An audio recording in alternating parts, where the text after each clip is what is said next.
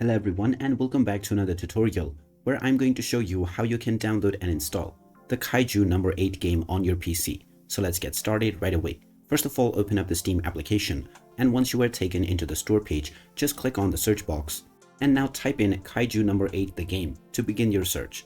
Once you find the game, you can click on it and this will take you into the game page where you can check out the trailer as well as the reviews. Scroll down and click on the Add to Library button, which will now add this game to your collection.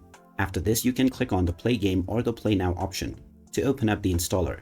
Now just choose your install location and then click on the Install button.